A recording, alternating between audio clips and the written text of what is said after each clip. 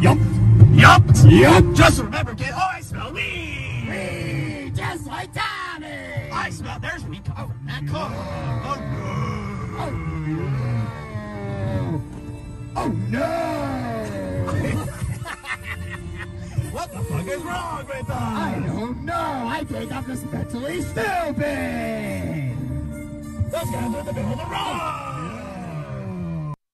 No Talking is a former student of the Diller Area Career Center. He graduated with a 0.1 GPA, failed all of his classes, but he turned his life around when he saved me from a burning fire.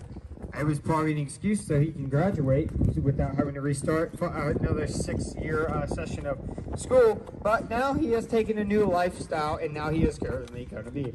Next is we got Tommy James Clark. Hey, my name is Tommy James Clark. Let me smoke my cigarette. Ah, man, that's some good fucking weed. Alright, well, hey, my name's Tommy. I work at a shop. I recently started my ghetto shop back in 2016, but really didn't boost up until 2020. What really happened was during the fact that I actually got arrested. I got sent to juvie for 6 years, but let me explain that story. So I used to drive a piece of shit truck, and so I talked to whoever. He asked me if I could get the switch line, and I said no. Well, what really happened after that was yeah. Oh, you got a question? Yes. I made t-shirts. My t-shirts are very nice. I charge $25 a t-shirt. That's why you didn't understand. Yes, you're on the right. Oh, yeah, that's a good question. To order a t-shirt, you can go on TommyJamesClark.com, or you can go on www.tommysghettoshop.com. If you use the promo code TommyJamesClark, the first day you use the code, you're going to find yourself and you'll get a free shirt. That's all you're going to do.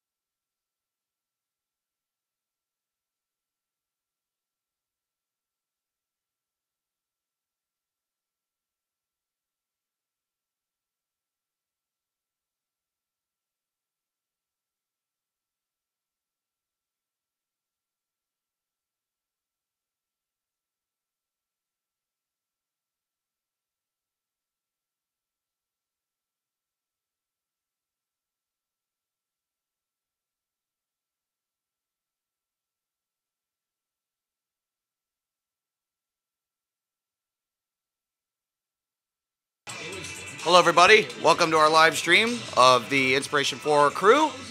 They are getting ready to deorbit at the top of the hour. Trunk jettison is scheduled for about 11 minutes, and we'll have more details to follow. You can follow the mission at spacex.com, and as well you can see live mission cam on the top right hand corner of your screen. The live stream will start in just a couple of minutes. Go Ryan.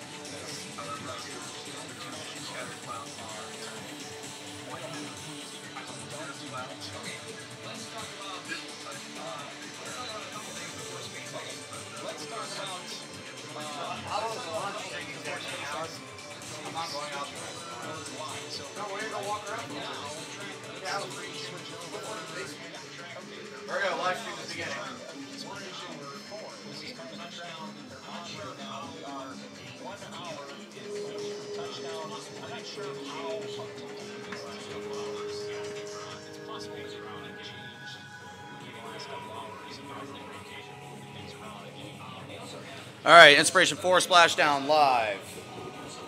Welcome to a new series of the channel, Rough Rider Show. Welcome back. This is our live studio of Inspiration4 Splashdown, the most historic mission in space to date.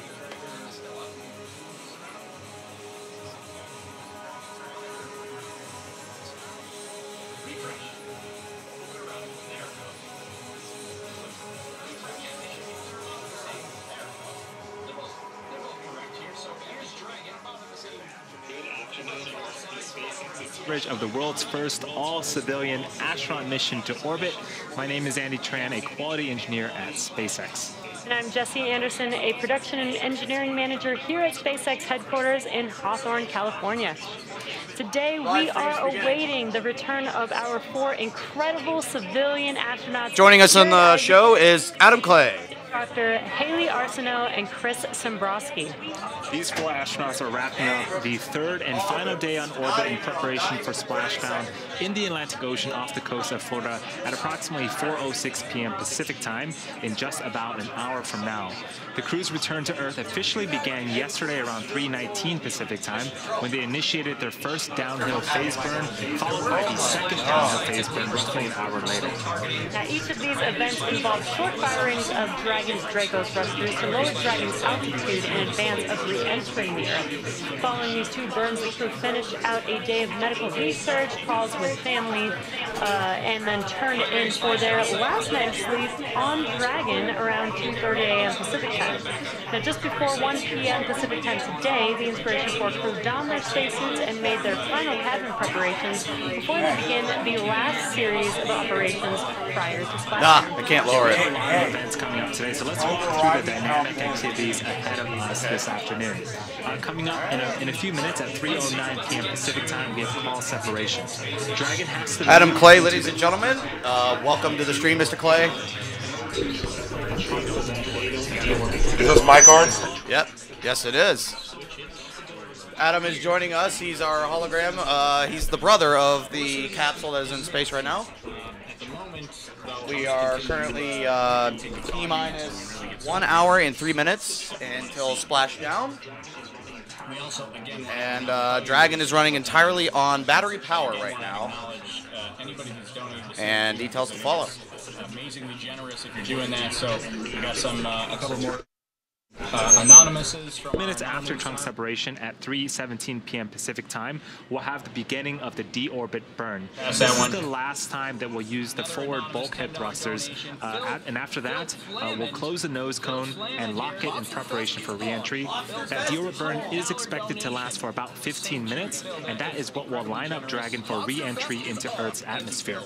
As the cabin continues to increase in in temperature a little bit, there's nitrox that is used to cool the cabin and the suits to keep the crew nice and comfortable. Deorbit sequence start in 5 minutes. You are now live.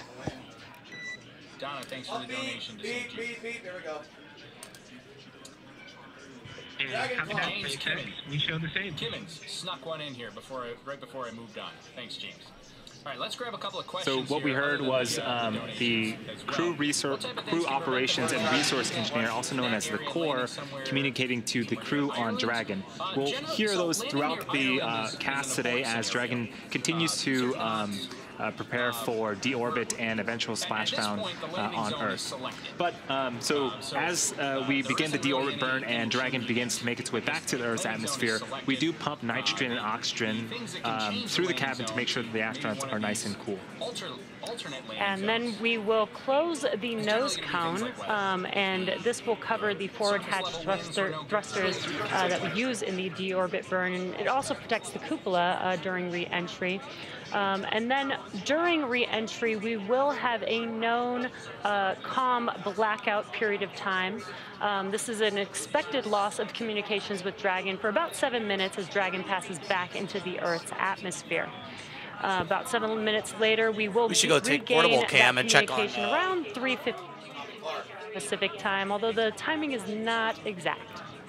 A few minutes after we get communications back, we're going to start to deploy our parachutes. First up, we have our drogue parachutes. And on screen now is test footage of the drogue chutes and the main chutes, testing the parachute system, make sure that everything is good. And these have gone through numerous amounts of tests to make sure that they are safe for flight.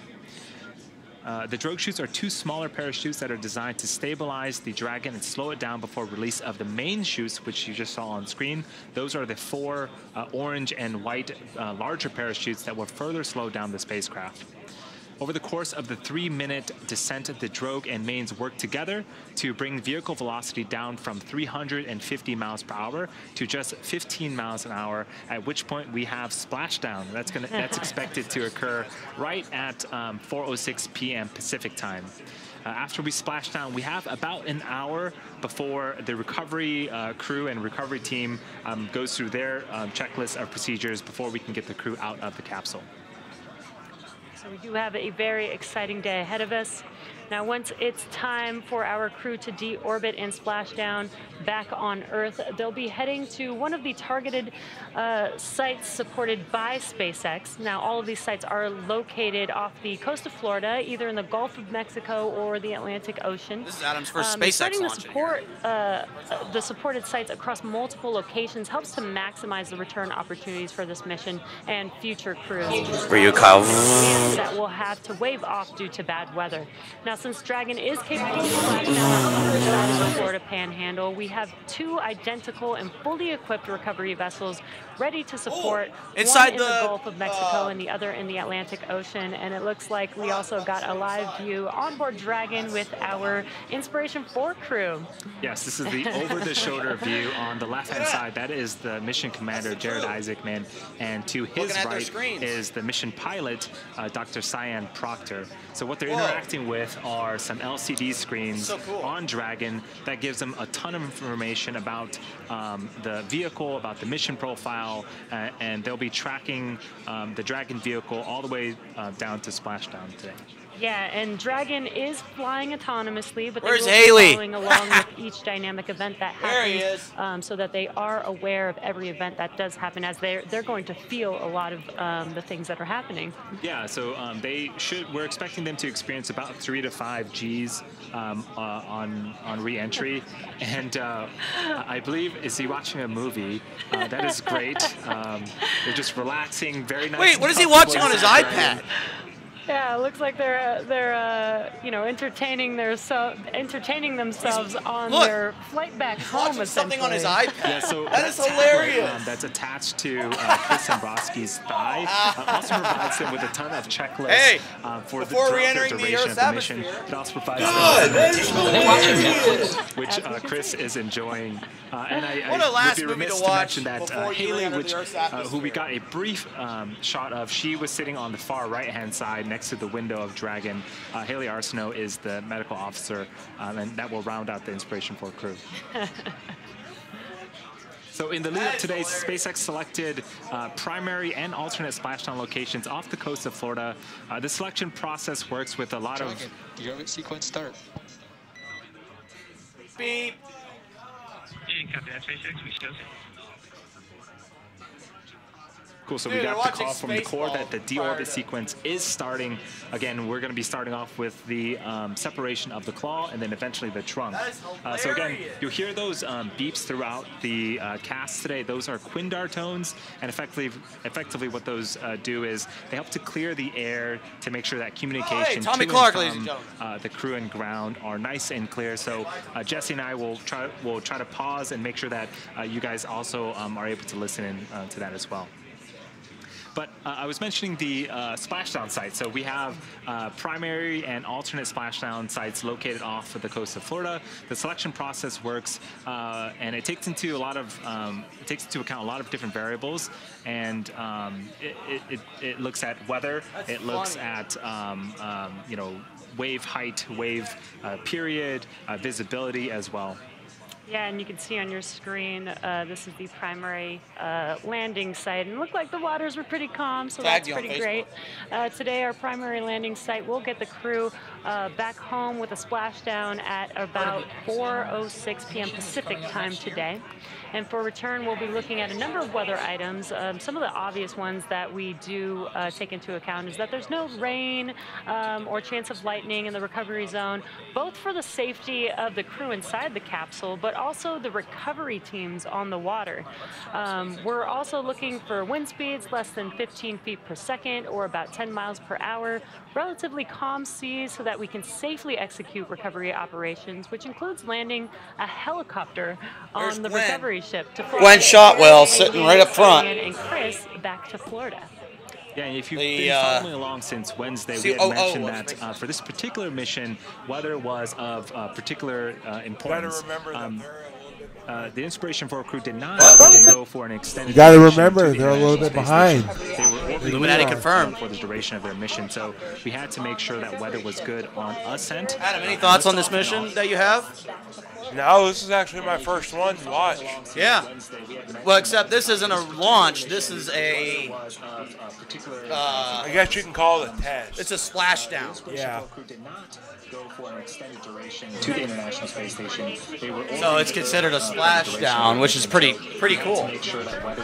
Now, we're looking inside of the capsule right now. That is so cool. Just mentioned, looks like we have some pretty good visibility. Tommy Clark is here, as well as Adam Clay. And what you're about to see on screen is a view of the splashdown site. Which, Adam, there it is. There's the view of the splashdown site. Wow. So this is from Go Searcher, the boat that is already out there, that's been out there since yesterday to support this mission, is already out there and is ready to support this mission at all costs. So this is really cool. operation and any other boats interfering. We got mission comms. To the astronauts in the capsule, the teams working to recover them from the water, and the safety of those that So it looks like we had successful call separation. Again, that detaches the umbilical. And we had trunk separation. From the trunk to Dragon. So now Dragon has also separated its trunk successfully. Trunk separation. So that does a couple of things for us. When we re-enter and the parachutes deploy, we want to make sure that there is as little mass as possible. It gives the parachutes a bit easier time to decelerate the vehicle.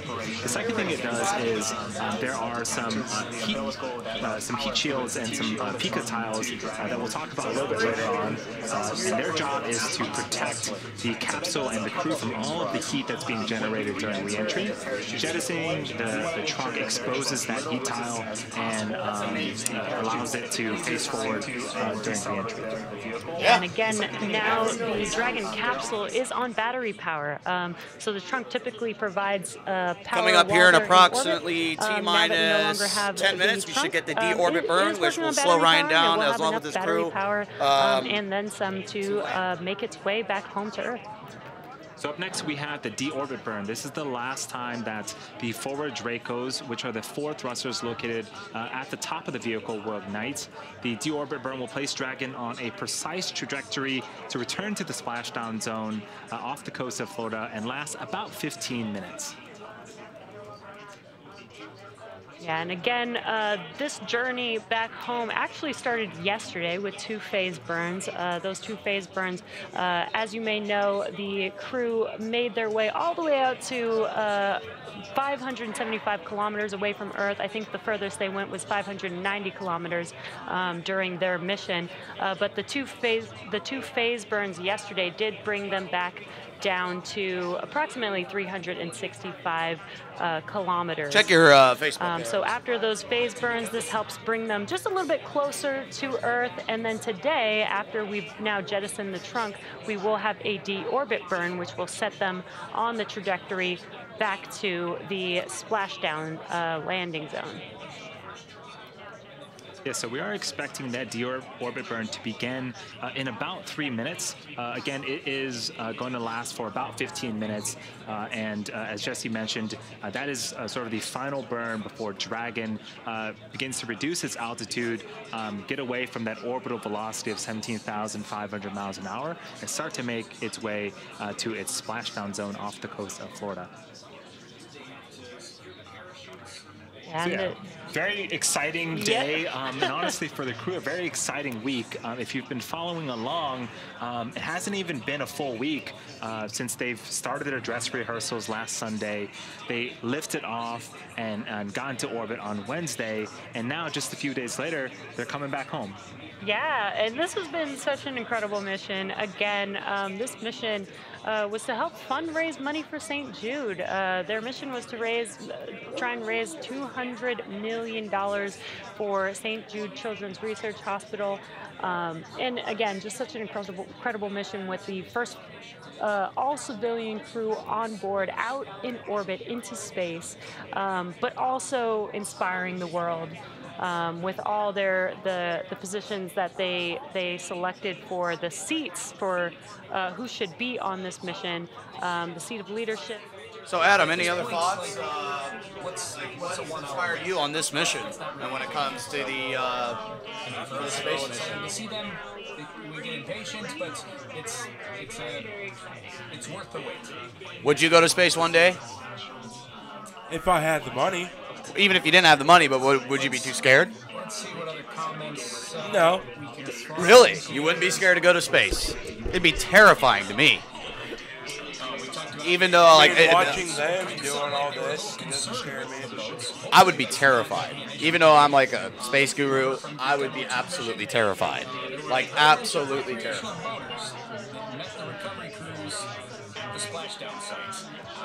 I mean, if I did like a simulation, hey, you can get a single A. recovery vessels from getting close enough. They may have to try to maneuver around people, and it might slow things down. You can have people jump in the water and try to get close to it. Yeah. Some people saying like, And so the recap for this is the world's first all-civilian mission where these are non-professional astronauts that are currently on this space capsule right now. They are currently returning home. They launched on Wednesday evening, so they've been in orbit for about 3 days, and they're scheduled to return later this evening. So this is pretty cool.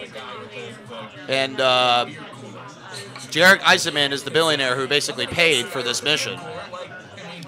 And as you can see in Mission Control, this is going to be a Netflix document series. So if you haven't seen the Inspiration4 Netflix series, you need to see. Especially this is during Splashdown. I'm assuming there's probably a bunch of Netflix cameras everywhere, right, Adam? Yeah. So this is pretty cool, pretty neat.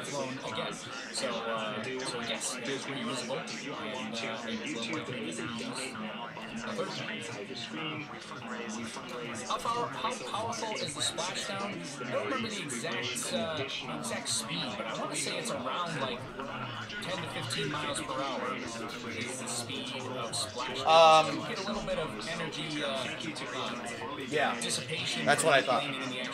Any way, shape, or form, please do. Super appreciate it. And again, it's all for a great cause. Yeah, such an incredible mission again.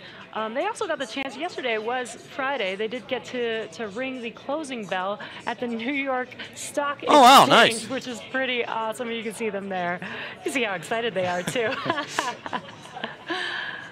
Yeah, I think every time we've seen the crew, they've had smiles in their face, even during ascent, right? We saw Dr. Cyan just exuding excitement. So this crew really is something else, and I'm so glad that they got to experience the things that they experienced, and all the outreach that they've done so far is quite amazing.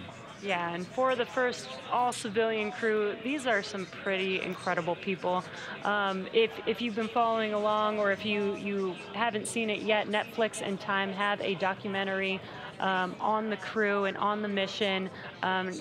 Lets you get to know the crew a lot more and get to see what training they're going through. And this is an and awesome the Deorbit Burn view is underway. from our selfie camera on the That is a live view of the cupola right now. Oh my goodness, cupola. Adam, look at that. And the sun looks that is amazing. live. Earth looks amazing. Wow.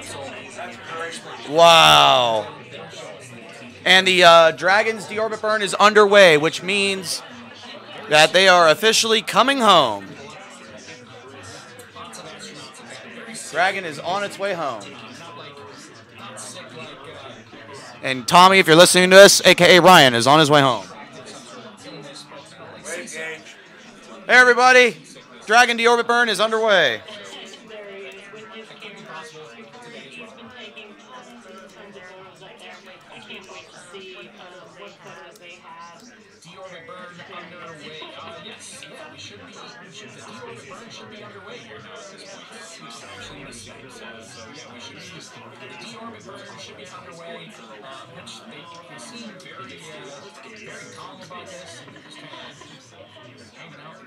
But remember that Deorbit Burn is happening with the thrusters on the nose of the Crew Dragon capsule. So that is pushing them back, or pushing them forward. In progress, the Deorbit Burn. 32 p.m. Pacific time.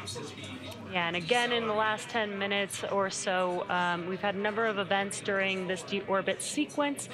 We had claw separation. The claw is basically what attaches the Dragon trunk to the capsule and has umbilicals between the two. We've jettisoned the Dragon trunk, exposing the heat shields on the bottom of the capsule. Oh my goodness, look at that screen. You can see every single propulsion element active on their screen right now. That is so cool. Deorbit the vehicle and get it on a trajectory on its way back home to Earth. Yeah, the Deorbit Burn uses the they already jettisoned the trunk on Dragon. There's 16 of them on the forward sort of underneath the nose cone. There Yeah. are 4 there, and after we're done with this Deorbit Burn, Look at that. that's, we're not going to need those 4 anymore, so we'll close. That's a hell of a view to be up there. Dragon also has another subset of engines known as the Super Dracos. We're not using them as part of the Splashdown. They're super strong, and they're really only reserved for the launch escape system during ascent or in case there was an emergency, but we're just relying on the Draco engines right now. And what you're looking at on your screen is a live view inside of Dragon. And on your left-hand side is the commander of this mission, Jared Isaacman. On the right-hand side was Dr. Cyan Proctor, the pilot for the mission. And again, awesome view from the outside looking at the cupola on the Dragon and the 4 Draco thrusters. This is actually the location of where those 4 Draco thrusters are. And as Andy mentioned, once we do complete this deorbit burn, it's only going to last about 15 minutes. Once we complete that, we will begin to close the nose cone, which will basically cover this top portion that you're seeing on the screen. Yeah, I love this shot. If you pay close attention, so the team is suited up in their spacesuits.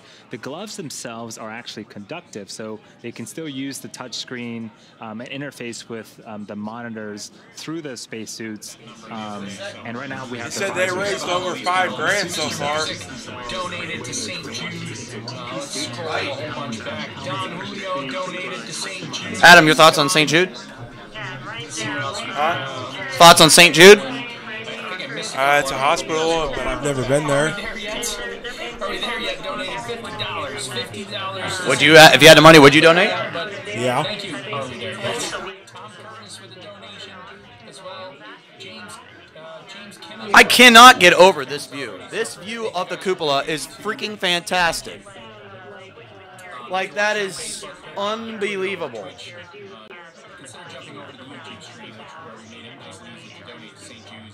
Wow.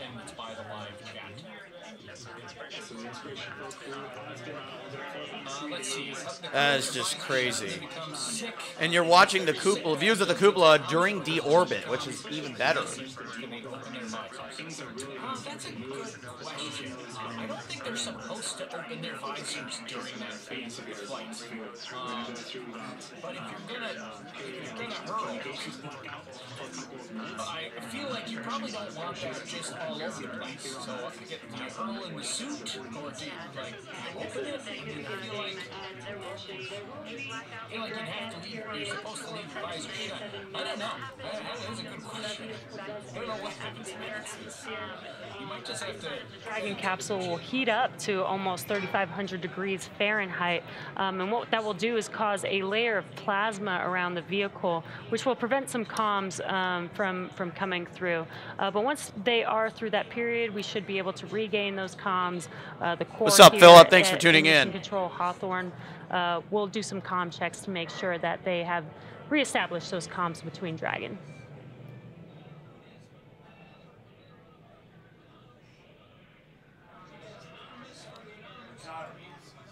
What's that? Did you hear him? He goes. What did he say? Another anonymous. Another anonymous. We are part of So how would you pronounce anonymouses? For Splashdown. How would you pronounce anonymouses? Anonymous. No, but it's anonymouses. You know this. I guess anonymouses. Listen, look at this cupola. This is during the deorbit. Wow. I could not imagine being up there right now. That is just the sickest thing I've ever seen. Let's see. Hey, my buddy TJ Cooney. Wow. In the chats. TJ's. And check out their straps moving. You can see their straps moving. That's in coordination with the thrusters, which is another sign that Deorbit Burn is well underway. For some reason, I'm not surprised by this question. It says it's you and 3 other animals of your choosing to ride on a crew dragon for 3 days. What animals do you go with? I don't know. I'd be pretty basic. Like, I feel like your class. Did you hear that one? What did they say? Okay, if it's you, if you had a choice, and if it's you and 3 other animals, who would you pick? Oh, what would you pick? Dog, cat, monkey.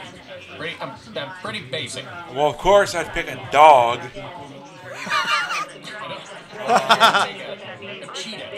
I'd probably pick.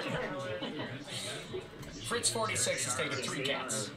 Check that out. You can see the Earth getting closer and closer as they're deorbiting. If the dog starts getting on Dragon. the nerves, I don't know, bro. What's that? I'd probably take just 3 dogs. Hey, why not? $3 works. if you got 3 cats, that's a lot of sass in one capsule there. Respond to that. Wait, respond to him. Just be like, so he takes 3 cats. How many cats would you take? I don't know. Just talk to our stream, because they can hear him half. So then just like respond to it. Have a conversation with the guy. Well, no, you can't do anything on there.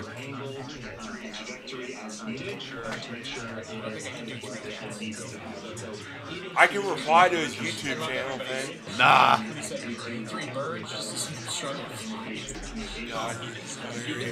If you go on your phone, look up Overlook Horizon, you can view his stream. Yeah, I'll do that. And then you can comment on there. I want to see you do it. Just be like, it's raining cats and dogs. So generous. Thank you, James. You're amazing. It's raining cats and dogs. Oh, yeah, look. So that's the target splashdown area for Florida. There it is. Jeff Rolfe. Chef. Jeff donated. Lobster Fest is on. Lobster Fest is on. Adam, say it. Lobster Fest is on. Tell us where you're from. I love Overlook Horizon. Check out his YouTube channel. You guys get a sec. Lobster Fest is on. Lobster Fest is on. As Jesse Anderson was mentioning, if you are in Florida right now, you may actually hear the sonic boom from the capsule coming back after it goes slower than the speed of sound. So that's another thing to look out for the sonic boom. There you go, Adam. Deorberate. We'll listen into the live stream some more. So yeah, in about 35 minutes, we're expecting Dragon, Capsule Resilience, flying for the second time and returning for the second time, and the Inspiration4 crew members to return back to Earth and splash down into the coast, off the coast of Florida. Yeah, and again, we just heard a call out that we're probably about 3 minutes away from that deorbit burn completing. But yeah, Andy, it's been so it's a long deorbit burn. This mission overall has been so incredible. Again, the first all-civilian crew to go to orbit, and they're raising money for St. Jude. It's just been an incredible mission so far. They've been out in space. Talking to St. Jude's patients, raising money, doing some science experiments for us so that we can see, what does microgravity do to, the regular person like you and me. 13 minutes. Yeah, I think you bring up a good point that I don't think we've talked about yet, is all the science that they've done. We saw earlier. What's that? What's the stream called? Overlook Horizon, I think. It's called Overlook Horizon. You'll see what he looks. He looks like Tori, as in the guy on the screen. And sort of the relevance of up and down in space that could potentially help contribute to motion sickness, both in space and back here on Earth. But the really cool thing, in my opinion, is all the data that they're going to gather, that's going to be put in a repository, and everyone has access to it, essentially.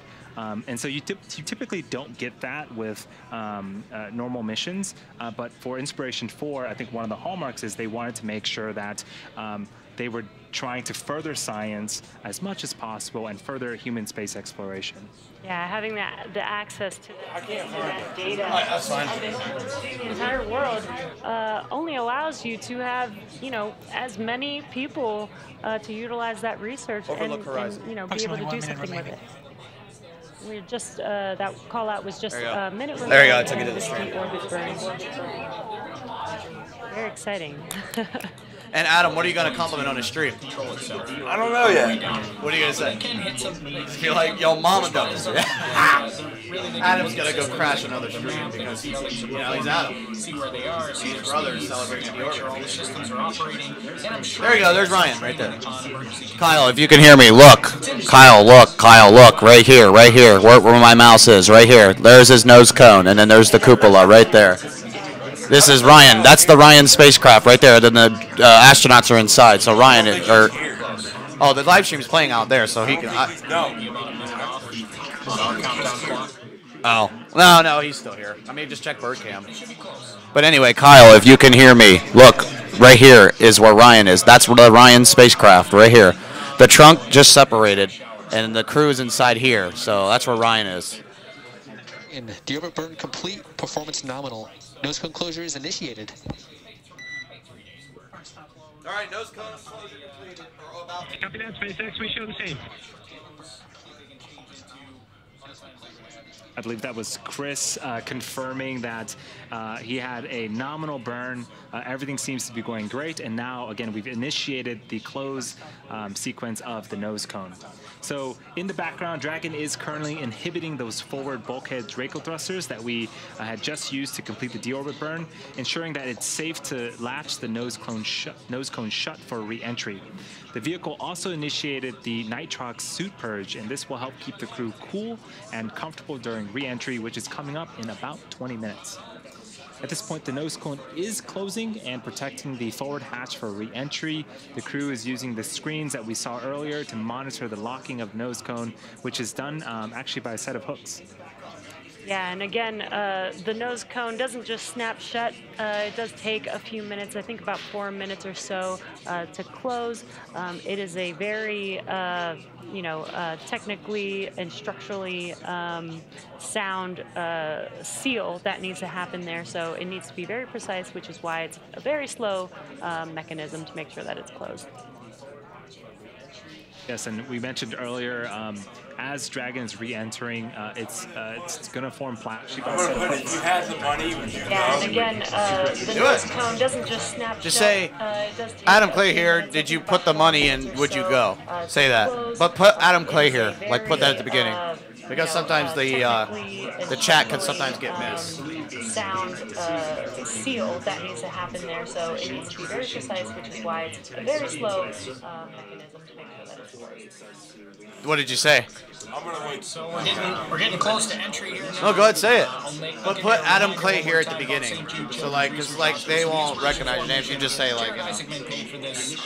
So Dragon's deorbit burn is complete. One of the things that he was really cognizant about that he did not. And initiating nose cone closure. So I am going to put that on deorbit burn. Before it starts to re-enter its atmosphere, so that looks like it's going well. But I mentioned a little bit about So while they're trying to hear what that call out was on the radio, but so Jared Isaacman, he was really cognizant and wanted to make sure that this wasn't just like another billionaire going to space just for a joyride. He knows that he has opportunities. Approximately 3,500 degrees Fahrenheit. So as Andy mentioned, it's extremely important to keep the cabin cool, to keep the astronauts cool during this event. But Dragon was designed for this, so they shouldn't have any problems with 3,500 degrees Fahrenheit. Yeah, we've got some really cool material on the bottom. It's actually called Pika 3.0. And its job is basically to deflect and take on all of that heat and make sure that we keep the capsule and crew nice and cool, again, for their re-entry. If you're looking on screen right now, there is a capsule, Dragon capsule, in the background. You can see at the very bottom the tiling of that Pika material. That's a returned capsule. So it's been through the Earth's atmosphere. It's taken on that 3,500 degrees Fahrenheit heat, and that's what we expect the capsule today to also look like upon re-entry. Yeah, and this is a flown Dragon capsule. So while the spacecraft is in orbit, it's flying at about 17,500 miles per hour.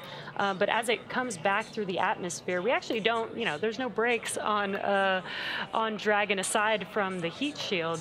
And so... Did you decide, Adam, what you were going to compliment? Did you decide what you were going to comment? I can't hear him. Did you decide what you're going to comment? I already did. What did you comment? What I said. Oh, say it again. Sometimes you might have to get your chat out twice in order to get them to hear you. Because there's like a lot of people watching, so. Greta wants to watch the deorbit burn. Her dog is underneath here.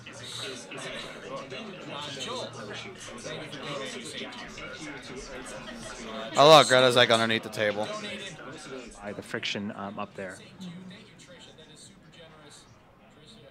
So we are waiting on the next event, which is we're going to be waiting on confirmation that the nose cone has been closed, and then we're going to be entering that blackout portion, the communications blackout period, a few minutes later. It is There's our dog. To last for about 7 minutes, and what I would expect to hear is we heard those Quindar tones, those beeps from crew to core and core to crew. Expect those to start to pop up again as we're coming out of that blackout period. We want to make sure that we reestablish communication with the crew. Yeah, and actually, before we go into the blackout period, we should hear some comms as well. Again, the core here in Hawthorne, Mission Control Hawthorne, communicates with the team, makes sure that they know which event is coming up next so that they know what to expect. And so we should be hearing some of that confirmation that they will be going into the blackout period, as well as some confirmation and some comms when they exit that period.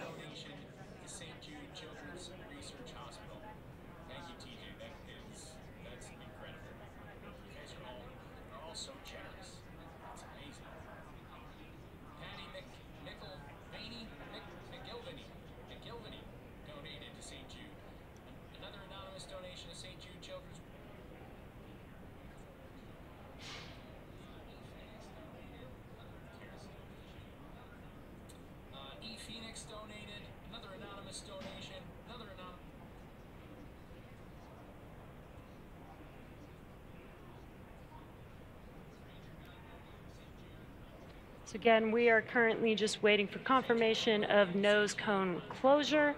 Once we confirm that, the next event after that will be the blackout period that we have mentioned. Again, that will last about 7 minutes.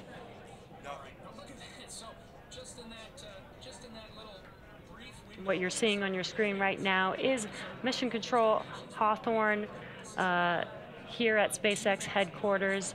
Looks like you can see Quinn Shotwell sitting in the front row there, watching as our first all-civilian crew, the Inspiration4 crew, returns back home to Earth.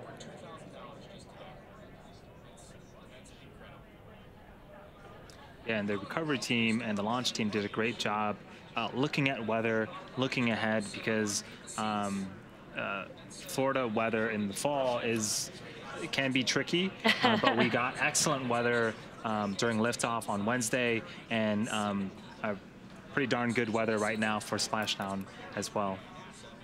Yeah, when we did get some live views of the seas there, it did look pretty calm, which is exactly what we want. We want to make sure that during recovery, we have some steady seas, not just for the crew. Dragon, nose cone is secure for entry. Copy that, SpaceX. We show the same. Sounds like we got that confirmation of nose cone closure. So as we begin the second half of entry, Dragon is now beginning to flush nitrox into the cabin and continuing to top off the Inspiration4 crew's suits with cool air. Again, this is what will allow the cabin temperature to remain comfortable, while external temperatures can reach upwards of 3,500 degrees Fahrenheit. Again, the heat shield is pointing forward. That's the leading structure that is going to be heading into re-entry, and that's going to be what leads the capsule to the landing site. And again, the exterior of the capsule will get to approximately 3,500 degrees Fahrenheit, but again, Dragon was designed for this dynamic event, so there will be some cool air inside of the cabin. It's environmentally controlled, as well as through their suits. They do have their personal air conditioning inside of their suits, where they will get a few nitrox. Nose cone is closed. And as Andy mentioned earlier, there are sensors in the suits, so they don't even have to think about if they're getting too hot or not.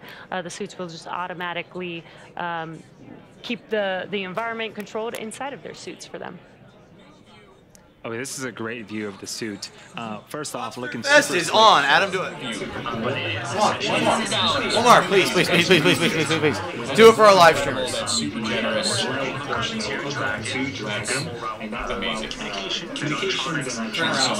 Turn around, look at the camera behind you, and shake your head no at them. Like, right behind you. Don't go to the ISS. Yeah, I think this is the first All right, ready? Do it. Ready? 3, 2, 1. Next year is Lost. I'm not sure where you were going with that, buddy. Come on, do it. Lobster Fest is not on. Okay, all right, it's not on. I'll take that. I'll freaking take that. Of the astronauts. The chairs themselves are also custom fitted. There are a couple of different sizes, and the armrests can be adjusted for the astronauts' preference. And so, you know, we want to make sure, again, the crew is as comfortable and as safe as possible for landing. The seats will actually recline up to its landing position, and then there is a 5-point belt that will keep the astronauts in place to make sure that everything is nice and comfortable for the team. And we have a Dragon tracker, and that's what you're seeing on your screen. You can see that Dragon is currently to the west of South America there. And on their way, you can kind of see their trajectory heading towards the coast of Florida for their splashdown today.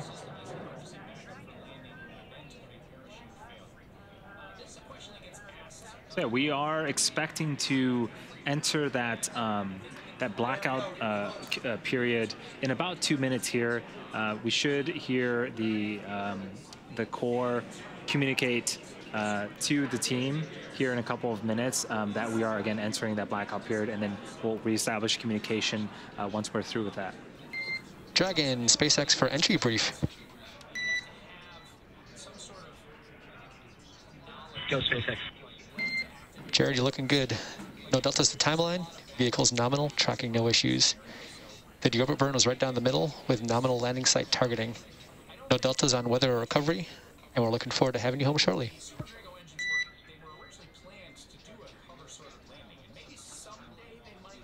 And copy that, SpaceX. Good Deorbit Burn. Vehicle's healthy. Recovery forces are there. Weather's looking good. See you guys soon. Good readback. Beep. Jared, you're looking good. No deltas in timeline. Vehicle's nominal, tracking no issues. The Deorbit Burn is right down the middle with nominal landing site targeting. No deltas on weather or recovery, and we're looking forward to having you home shortly.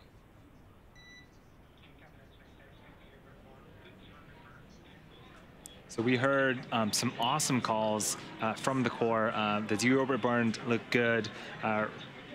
Re-entry and weather all looked good. So everything you would want to hear for Splashdown, we got it. And so things are looking great for Splashdown in about 20 minutes here. So super exciting, and things will start to get very, very dynamic, and a lot of events will happen over the next 20 minutes or so.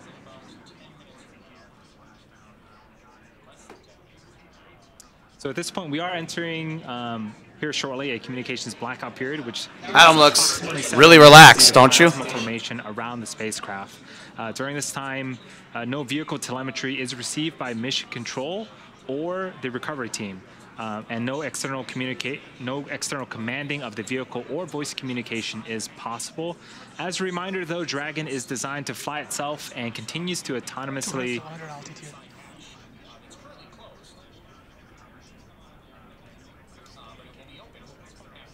The Dragon is designed to fly itself and continues to autonomously use its Draco thrusters to orient itself during re-entry. So during re-entry, the vehicle will be slowing down from orbital velocity, which is approximately 17,500 miles an hour, all the way down to about 350 to 400 miles an hour before we deploy those chutes. We did hear a call out of 200 kilometers. That is basically telling us that the Dragon capsule is getting closer and closer to Earth. Again, they went all the way out to orbit at about 575 kilometers from Earth. I think the furthest they went was 590 kilometers. But now they're on their way back home, so they're approximately 200 kilometers at this moment. And again, today we are bringing the crew back home. We've begun several operations during this deorbit sequence, but actually deorbit and return home began yesterday. We did have a couple phase burns yesterday that brought the vehicle down to approximately 365 kilometers. And now we're getting closer and closer to bringing the crew back home. It's getting really exciting over here. Can't wait to see them back on Earth after their trip to orbit. Yeah, so Jesse mentioned yesterday we started some downhill phasing burns. There were 2 of them to lower the altitude. Earlier today we saw, we didn't see, but we got confirmation of the trunk jettison. We completed our deorbit burn successfully, and right now Dragon Adam, you gotta do it. George donated. Somebody donated $200, Adam. Somebody donated $200. No, that's a big deal. Somebody donated $200 to our live stream. $200 donated to our live stream. Thank you so much. Oh my goodness. Yeah, say Lobster Fest is on for him. $200. 200. Space Lobster ate a Inspiration4 mission, this Inspiration4 crew, it's all for a great cause. We want to make sure that we further human space exploration. We want to do a ton of science, and we want to fundraise for St. Jude Children's Research Hospital. The goal hey, Adam Clay is live. $1 million.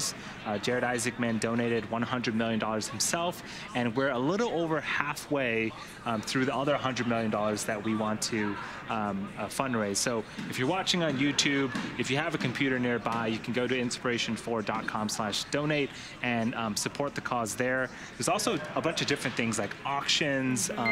Dragon, SpaceX, please verify crew entry preparations complete with tablets, restraints, visors, and feet.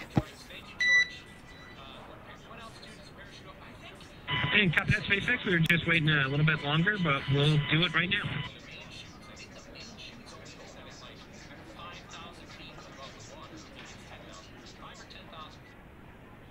Can't remember the exact number, but it's very low. And I think the drones open at like. SpaceX, please verify crew. SpaceX Dragon, tablets are secure, restraints are tightened, visors are down. We are ready to come home. We copy all, Dragon. Approximately 4 minutes, 30 seconds until com blackout. We'll see you on the other side at 2300. Talk to you at 2300. Spaceballs all the way to Splashdown. That's what I want to know. Can he just, is it like flying on an airplane that you can just under 5 minutes away from that blackout period. So what you're seeing on your screen is the core, the crew operations and resources engineer communicating with the crew on board Dragon, preparing for re-entry back into the Earth's atmosphere. So they're closing their visors and making sure that their 5-point harnesses are secure, basically doing all their preparations for that re-entry. You guys are absolutely crushing it on the donation. Like, I'm just blown away here because I just saw another. Let me read some of these. All right, communications blackout is now underway, which means the capsule is now going through 3,500 degrees, and it is now plashing through the atmosphere right now. So this is the most tense moment of the mission right here. Dragon is now going through the Earth's atmosphere at like Mach 6. And since the plasma is so much, basically that means they're going so fast and the plasma is so strong that they could possibly, you know, they can't communicate through plasma. So right now, that's what we're through the blackout period right now as Dragon is continuing to come back through the atmosphere. A fundraiser or a charity event with every one of his air shows, and he's doing the same thing with this mission, which is pretty incredible. Up next, we have Haley Arsenau. She's 29 years old, and she is actually the youngest American to fly in space ever. She's also the first. Away from its teeter's bias attitude. Continuing to get great calls. Haley is also the first in space with a prosthetic. She is a pediatric cancer survivor and also a physician assistant at St. Jude Children's Research Hospital, same place that saved her life when she was 10 years old. Your camera's pointed at the guy, by the way. Got Dr. Why not the mission? On board, making her way back home with the crew. Okay. So let's view the guy, everybody. Mission pilot for this mission. She's from Tempe, Arizona, and she holds the seat of prosperity. She actually... Kyle, you might want to get in here. Ryan is currently going through the atmosphere. Hey, we're going through the atmosphere. We're coming home. We're going through the blackout period. Just today. That's amazing. I'm blown out of the water. Dragon is currently going through the second day in a row. What's the score?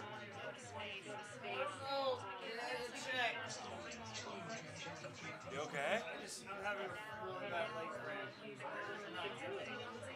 Let's see. We're coming up on calm blackout is in 2 minutes. 2 minutes here now.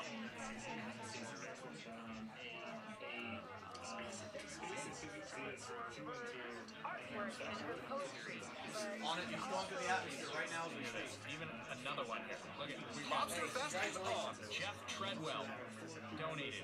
Making their way back home, back down to Earth, and as part of the Inspiration4 mission. I'm so excited to see them come back home, and I can't wait to hear their stories from being out in space. Again, just the first all-civilian crew. You know, they're not professional astronauts. I can't wait to hear their stories coming back from that.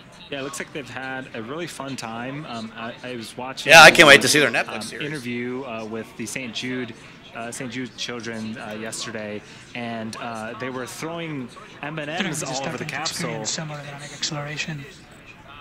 And with the microgravity, just darting them down and trying to chase them down. So they're obviously very, very good friends, and you know, work very, very well together. And we are entering this blackout 100 period. kilometer altitude.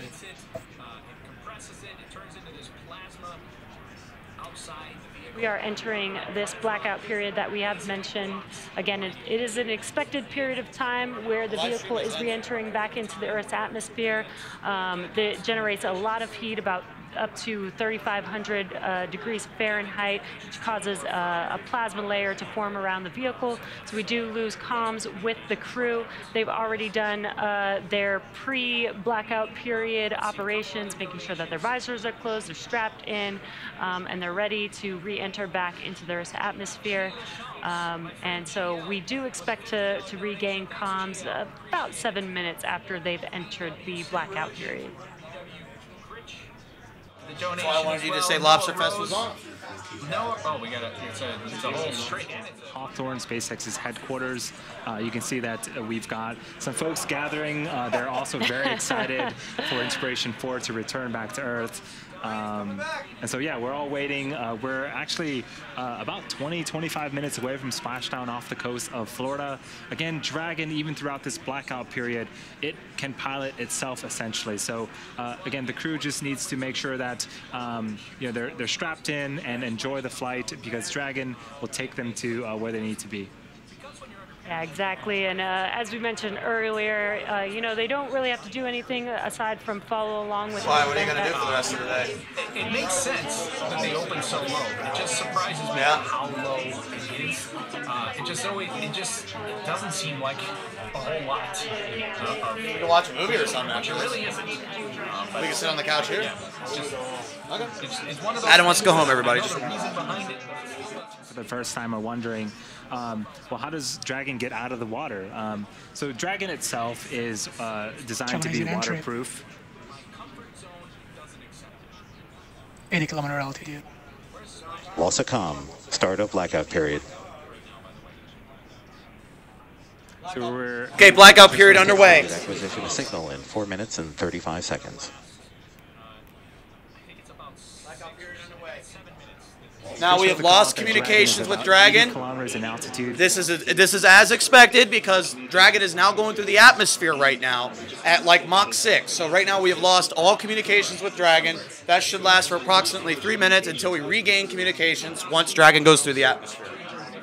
Entering the atmosphere at a very, very, very high velocity, and when we start to get a lot of friction from the atmosphere and the space capsule, we start to form that plasma, and plasma tends to interfere with communication. So it's a temporary communications blackout, and again, we're gonna be able to reconnect with them in about 4 minutes here. And during this time, no vehicle telemetry is received by Mission Control or the recovery team. There's no external commanding of the vehicle or voice communication. That is not possible at this time. So as a reminder, Dragon is designed to fly itself and continues to fly autonomously using Draco thrusters to orient itself during this re-entry.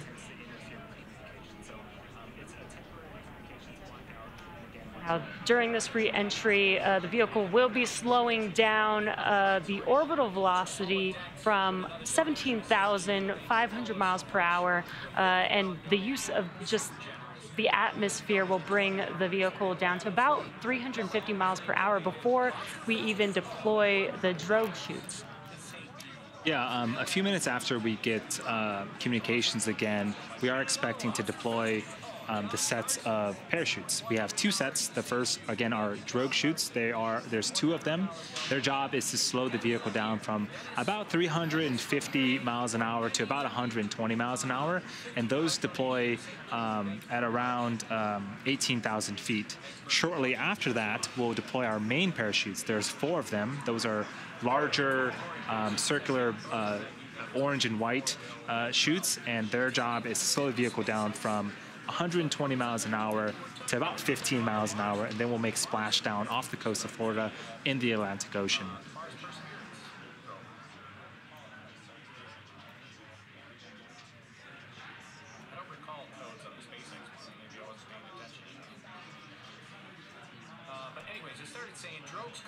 So yeah, Dragon is, again, flying itself.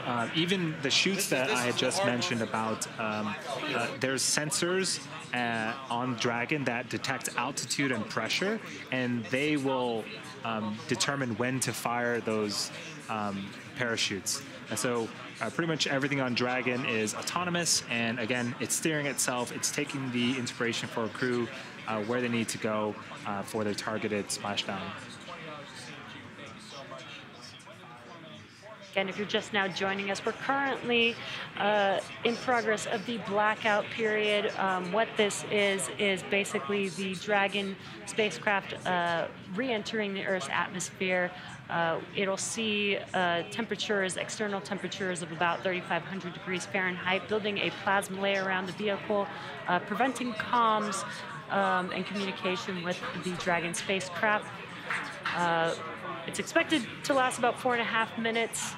We're a little over halfway through that right now, so we should, in a couple minutes here, start hearing some comms from the core, checking in to regain that communication with Dragon. Things are going to be okay, even with failures and all your scenarios, all your what ifs. You have to prove the safety factors. There he is! Clear the yard! Kyle, clear! What we're seeing is a view from our thermal camera. There he is! Go to the atmosphere! Seeing Dragon coming back down to Earth right there. Yeah, this is amazing. This is the first shot of the Dragon capsule coming back as part of the Inspiration4 mission. The crowd here is super excited seeing that for the first time as well. So yeah, a couple minutes left of the blackout period, and we should be getting comms reestablished with the crew here shortly. Marshall, thank you for a $200 donation. Oh, that was the heartbreaking moment right there, the blackout. I was getting nervous. Yeah.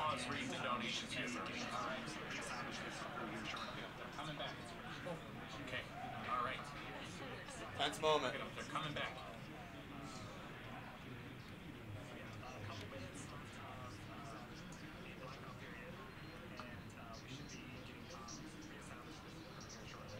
What you're seeing on your screen right now is on the left-hand side. That is Mission Control Hawthorne. Dragon, GPS converged. Expect nominal altitude for drogue chute deploy. Copy that, SpaceX. We show the same.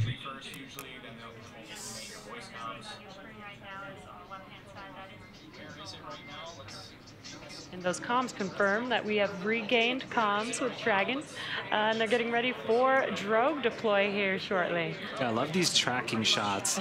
Again, that is Dragon in the center of your screen. We've got visuals of it, and we're expecting drogue chutes to deploy, and then the main chutes shortly after that here in a couple of minutes.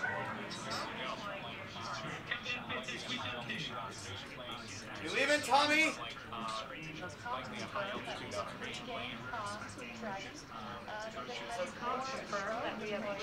Oh my God, guys, we're getting close.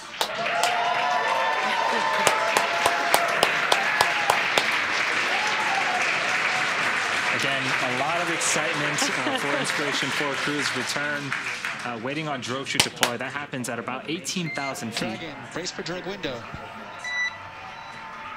Drogue chutes! Copy that, SpaceX. We're bracing.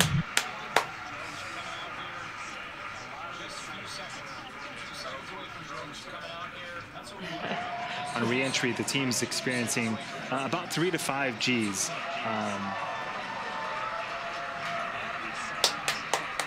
Heard some words to have them brace for drogue deploy. They will feel the difference in speed when the chutes do deploy.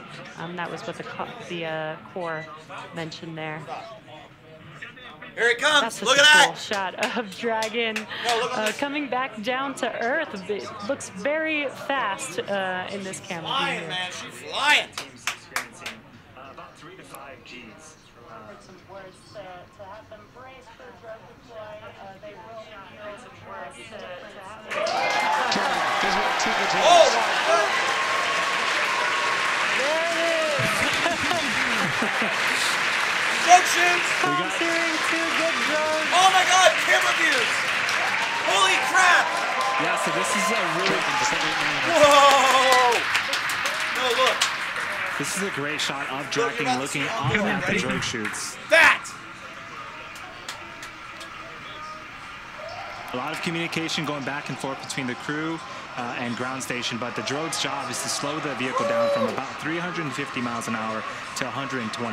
We are expecting the main chutes for these to cut off and the main chutes to come shortly after this. All right, next up, we got the main parachutes deployed.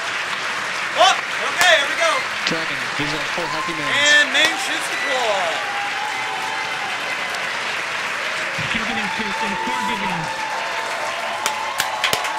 Dragon, descend right now. You have visual from the Cubby forces. Main chutes deployed. And at 4:04 p.m. Pacific time, we do have confirmation that the main chutes have deployed, and you can see that on your left-hand screen of the camera, looking forward above the Dragon capsule, looking at those 4 main chutes. 1,000. Copy, 1,000. The next event coming up now is a visual confirmation of Splashdown. You can see the Dragon capsule on your right-hand screen slowly coming down now. We've talked about how fast the vehicle has been traveling, but they will be touching down approximately 50 miles per hour when they touch the Atlantic We've never seen this Ocean. before. No, go back. Go back. You copy 800. Look, crew view. The Dragon 1 program had great success with the water landing, with 20 successful splashdowns over the course of that program, 9 of which were carried out by flight-proven Dragon spacecraft.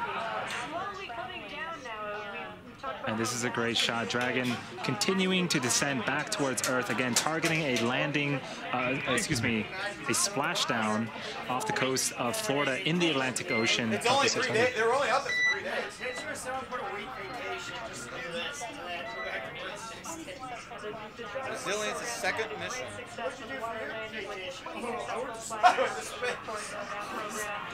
I was already here for 3 days straight. Wow. Continuing to descend back towards Earth, again 400. No, come back here. Leave Greta alone. Come on. Dude, it's about to splash Copy down. 400. Okay, go.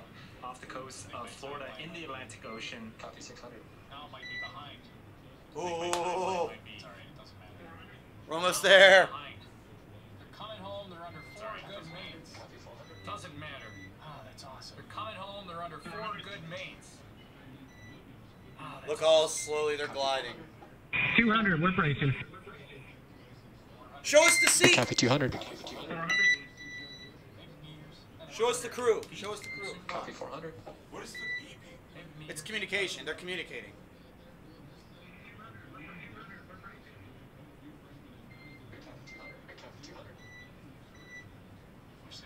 Wow, that is an excellent view.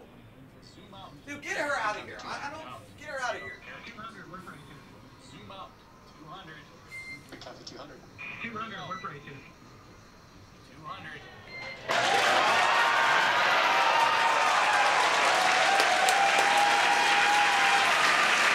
And Splashdown! Boys! Yeah!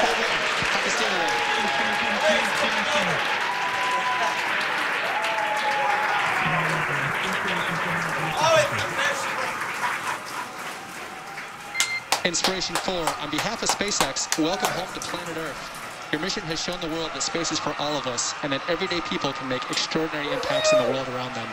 Thank you for sharing your leadership, hope, generosity, and prosperity. And congratulations on your incredible journey. Wow! Thanks so much, SpaceX. It was a heck of a ride for us. It's just getting started. Copy, just getting started.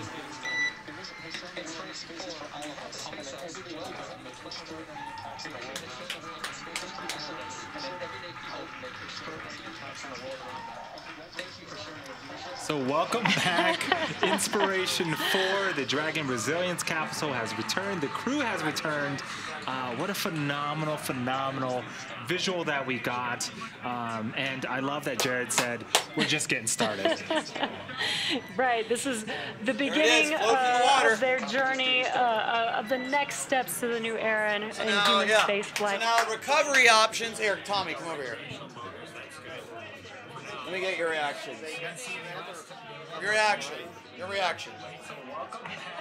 Say what you think about this mission. What does this mission mean to you?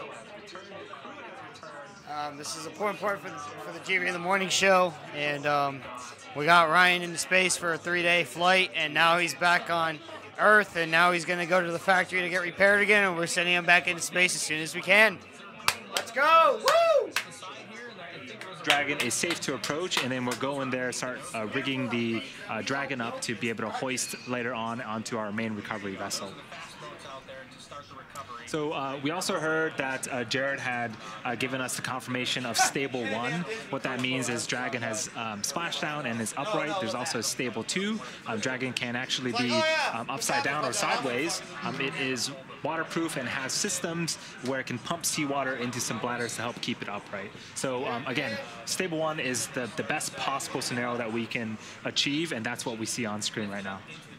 And just something to note, there are going to be a few operations that happen before the crew can get out of the capsule, so they will be strapped into their seats, remain strapped into their seats throughout these operations until, basically until hatch open, once we have the Dragon capsule on board the recovery vessel. So we do have some events coming up next. The fast boats will be approaching the Dragon capsule. They'll be doing some inspections to make sure that it is safe before we begin operations to lift Dragon out of the water onto the recovery vessel. Dragon, SpaceX's go for recovery personnel to approach. Expect personnel alongside in 1 minute. And copy that, SpaceX. We're looking forward to seeing you. And Dragon, with that, we request to come aboard via display cam. And say again, SpaceX. Requesting permission to come aboard via display cam. Permission granted. Come aboard, SpaceX. boats will be approaching the Dragon capsule. They'll be doing some inspections to make sure that it is safe before we begin operations to lift Dragon out of the water onto the recovery vessel. That was honestly fast. SpaceX's go for recovery personnel to approach. Expect personnel alongside the one minute.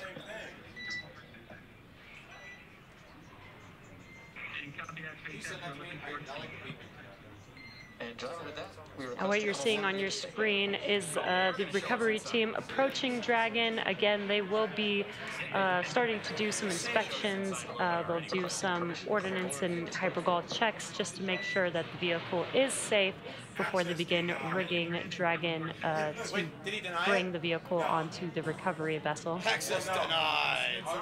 And I think Besides after Splashdown. What were you saying? No, I was just saying it's like they asked, "Can I come aboard?" Like some access denied. My spaceship, boys. Wow, guys, what do you think? This is cool. I mean, it shows like how far we really came.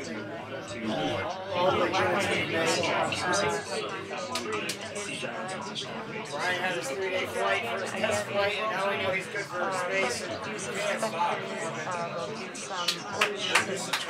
checks just to make sure that the vehicle is safe before they begin rigging Dragon to bring the vehicle onto the recovery vessel. Oh no, it froze.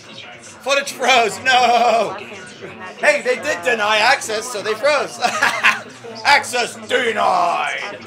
Right, Adam. They did automatically detach from Dragon once the vehicle splashed. What a relief. That was scary for like 4 minutes there. During the blackout period. That was scary. Why would it blow up? There we go, it's back. Check out that close-up. There is boat personnel that are going to go out there and collect base shoots. Oh, there we go! On board! There they are! Oh, shit. Wow! Hold on, this is the first. He's got his iPad. He's like, yeah! Look, look, he's taking a selfie of himself. Look. Watch. He's getting his iPad out. It's like, yeah, let me take a picture. I mean, give or take, look. They were not in space for that long. Because if you were like Crew 2, yeah. So like, usually people, well, remember, usually people that go to space are usually there for like 6 months during the mission. But since this is not a 6-month mission, this is only a 3-day mission, after 6 months, once you land, you're throwing up because you're used to microgravity. But these guys only been up there for 3 days, so they're fine. Just see the tops of their visors. She's taking a selfie, it looks like. Wouldn't you? I would. That's for sure. Some excitement from the crew on board. And if you noticed the difference in view, the camera actually has not moved, but the seats, from what you've seen previously of this view, the astronauts are actually rotated a little bit more forward, and that is for these return operations instead of the reclined back position. So that's why the view looks a little bit different. Working is in progress. Approximately 25 minutes until capsule lift. Stand by for PMC. So on the right-hand side, we do see the rigger climbing up on the Dragon capsule to attach some hardware so that way Dragon can be lifted and hoisted out of the water using our main recovery ship, Ghost Searcher, which will be approaching the vehicle in a few minutes here. So that hardware is important, and that's how we get Dragon out. We hoist it and we actually put it on what's called a nest. And then we'll perform some more checkouts, make sure everything is good before we open up that side hatch. I was kind of thinking that as well in my head. And it was really my own fault because my timeline, I put together the timeline just to give everybody an idea of like what's happening. But my you can timeline see one of the techs climbing on board crew is the Dragon capsule's exterior. They do train for this event. They do go through a lot of training to make sure that they are qualified to perform these operations. They should be out by now. Then once I fixed the timeline, then everything was good. But I got myself nervous for a minute because the drones didn't come out when I thought they were going to come out. Look, the guy's on top of it. See that? The telemetry. Couple donations. That's funny. Covered up by the events. Look at the guy on top of the capsule. I don't remember seeing it anywhere. Imagine being that guy. But it is. A $30 donation to St. Children's Research Hospital. That is amazing. Thank you so much. Fucking watch this. Oh, yeah, that's During his Deorbit Burn. Let's go back. There were a couple donations that I do want to acknowledge. Dragon SpaceX, Wicked Public. Ned Carney. I'm probably butchering your name, I'm sorry. But a $30 donation to St. Jude Children's Research Hospital, that is amazing, thank you so much. There were a couple others that were way back here. Can I scroll back far enough, or are they going to scroll off my screen? There it is. Marshall Steves. Marshall donated $200 right before the whole everything got underway. There it is. I knew there was somebody. It was Heather Knapp. If you're just now joining us, you are tuned into the Inspiration4 mission. The all-civilian crew has now returned back to Earth. What you're seeing on your right-hand screen are recovery operations currently in progress. The crew has already done their safety check to make sure that the vehicle was okay to approach, and now they have begun some rigging operations. They're installing some of the rigging hardware that they need to be able to lift the capsule out of the water onto the recovery vessel. And on your left-hand screen is the live view inside of Dragon of the crew. And it's just been such an incredible mission so far. Like, they lifted off on Wednesday, expected to be in space for about 3 days. They were able to perform some science experiments. They were able to do some charity events, talk to, again, this mission was all for a fundraiser for St. Jude Children's Research Hospital, so they got to talk to some St. Jude patients live while in space and doing backflips. Yeah, and to think that this crew really formed about 6 months ago, and we cannot stress that this is the first all-civilian crew. Their day job is not being an astronaut. They were trained in the same simulations and same manuals that previous Dragon crew members were trained in, and they got together, threw together this amazing mission. Again, providing fundraising capabilities for St. Jude Children's Research Hospital. They gave us a live on-orbit event yesterday. They spent a couple of days in space, did some art, did some photography, did some somersaults, and now they're back on Earth. And in a few minutes here, they're gonna take a fresh breath of fresh air from breath of Earth air for the first time in about 3 days. It's very, very exciting. That booster launched into orbit is already back on Earth. Yeah, I cannot wait to hear the stories that they have to tell us. You know, we did get some of those live events, but they were out there for 3 days. That's quite a bit of time being out in microgravity in a spacecraft. So I'm really excited to hear what their experiences are really like. With the NASA crew missions, we typically get to hear, some of their thoughts of the Dragon spacecraft. Would love to hear more from, just a all-civilian crew this time around, not professional astronauts. I think once you start to see this, we've got a successful mission. And I think it's as we see the sun setting on the right-hand side, the boats are equipped with very strong lights to make sure that they can continue the operation in case the sun does go down. But one thing I do want to reiterate is weather and how great that's been for us. We had a phenomenal day in terms of weather Wednesday during ascent, and on return, you can look at the ocean now, and it's not choppy. There's no waves essentially. It's basically like pool water, and so the Dragon capsule is there. It's floating there now because it's not choppy. The recovery team can get in there, do their jobs without worrying about any other external factors. Yeah, that's extremely important. Safety is #1 here at SpaceX, so we always want to make sure that we're keeping these events during an environment that is safe, and weather plays a very big factor into that.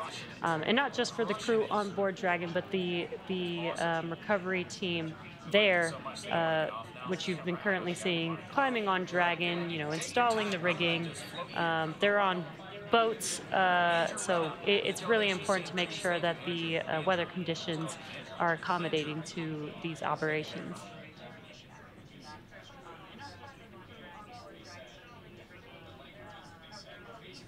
Will they get their wings? I think they would. Yeah, so we are expecting the team to finish installing all of the equipment needed to lift Dragon out of the water in a few minutes, and we should see another boat approach the Dragon capsule, and that will be where we essentially hook it up to a crane on the back of the boat, lift it up out of the water and onto the recovery vessel. And I believe this qualifies because they did do.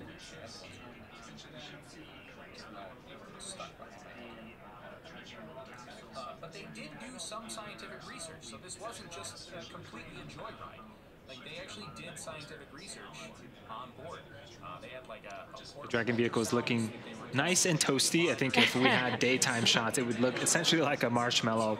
Again, when it's re-entering the Earth, it can get quite hot on the exterior, and the Pika material is doing its job and absorbing the brunt of that heat. But there's a side hatch. I mean, that's where the crew is going to egress out of. That side hatch was sealed 3 days ago, and it hasn't been opened since. And so, you know, typically, you know, missions with crew go to the International Space Station. The crew will ingress and egress out of that top hatch that you see there. But because we weren't going to the International Space Station for this mission, we installed that super cool cupola, and that hatch is going to stay closed. But the team will be exiting out of the side hatch in a few minutes here. Children's Research Hospital. Thank you very much, Zach, for your generosity. Eric Richter with a donation to St. Jude. Thank you, Eric, for your generosity.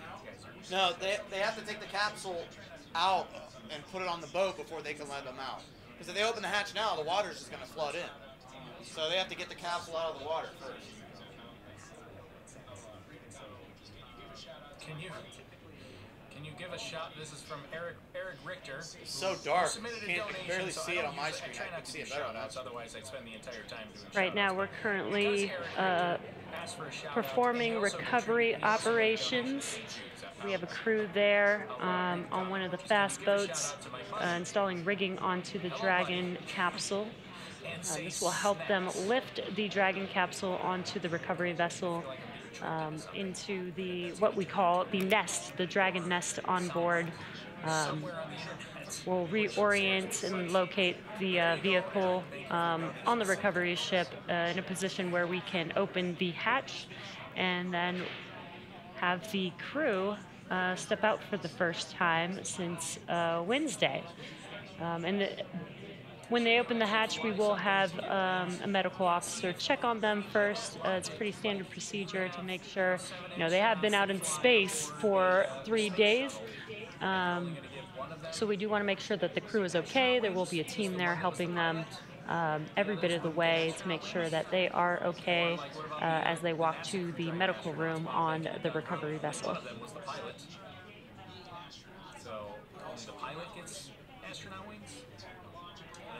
I think as we start to see commercial space flights. So once they what you're seeing right now on your screen on the left-hand side is and then they put the astronauts, like once they put the capsule on the boat, secure it, they're going to open the hatch, obviously do a medical check on the astronauts. And then once they're like checking out good, then they're going to, a helicopter is going to come and land on the boat and then fly them away to Florida so they can get back sooner, because the boat might take a couple days to get back. They're 40 miles offshore. For example, if somebody, so by boat, it would take you probably like a day to get back. But helicopter back, it's like 5 minutes. So the crew is going to go on the helicopter, fly them back to Kennedy Space Center to reunite with their families and everything. And then the capsule will stay on the boat, and the boat will make its way back into Port Canaveral up there. So even though the boat's coming in, so Dragon will make its way back there. I can make an argument and either then way. begin refurbishing. I feel like there's no clear answer. Because they reuse these capsules. We're trying to draw a line in the sand where there's no... Again, we are estimating about an hour after splashdown until we are able to raise Dragon up and out of the water onto the recovery boat and remove the crew from the spacecraft. And then, Jesse just mentioned, after medical checkouts, the crew will return to the Cape by helicopter and be rejoined by their friends and family.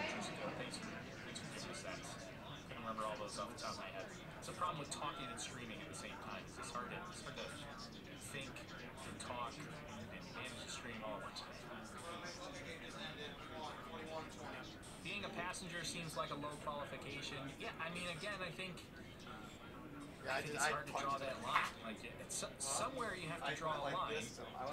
Like, what do we want astronauts to be? Do we want them to only be pilots? You wish you had a girlfriend. Because if that's the case, then we would only have, you know, maybe a handful of astronauts.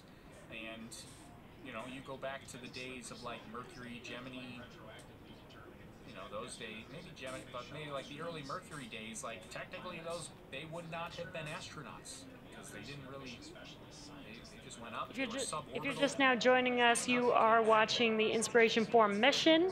The Inspiration4 crew, first all-civilian crew to orbit, is now back down on Earth. And currently in progress of the recovery operations. They're currently out in the Atlantic Ocean as the team is rigging up the capsule to get it ready to be lifted onto the recovery vessel. And what you're seeing on your left-hand screen is a live view of the crew inside of the vehicle at the moment. Yeah, we splashed down just a few minutes after 4 p.m. Pacific time. We also had great visuals of the Dragon spacecraft returning back to Earth. We saw some really great shots from the Dragon vehicle looking upwards to the drogue chutes and the main parachutes. And then we, had a nice soft water landing in the Atlantic Ocean. And again, we're waiting for the rigging equipment to be installed. That way we can get the vehicle out of the water and then the crew out of the Dragon Resilience capsule. Rigging is complete. Approximately 5 minutes until capsule lift. Jane, copy that. 5 minutes, and we are exiting the in-flight entertainment. We copy in-flight entertainment. That feels much more like space tourism. The crew is having a great time with in-flight entertainment. So yeah, it looks like they're all in great spirits. We have a really cool shot on the right-hand side of the screen. That is the back of Ghost Searcher, the main recovery vessel. Dragon is in the background, as well as some other supporting recovery vessel ships as well. The official Crew Dragon pilots don't really do much piloting. Yeah, this is, again, pretty incredible to see where we are today with this mission. First all-civilian crew, and ironically, it's so much like they just went and flew on an airplane as they're watching movies, waiting to, deboard the spacecraft. So yeah, it looks like they're all in great. I like TJ Cooney's comment. He says, "If I can go to space, you can call me whatever you want." Isn't that the truth? I guess it does. I don't really. If I'm in space, I don't care what you call me. If I'm in space, y'all. Lifting water in 5 minutes. What'd you say? They're gonna be lifting the capsule in 5 minutes. There you go. So this is the Dragon's Nest right here. And again, this mission is a fundraiser for St. Jude Children's Research Hospital. We've got some great news that we've raised up to $157 million so far. How incredible to do such a inspiring mission like this, as well as raise $157 million for such an amazing cause. Yeah, so in the last 90 minutes, essentially, we raised $4 million. Keep it up, everyone. Thank you so much. Again, it's going to a great cause, and it's benefiting a lot of wonderful people. Burnt that capsule looks.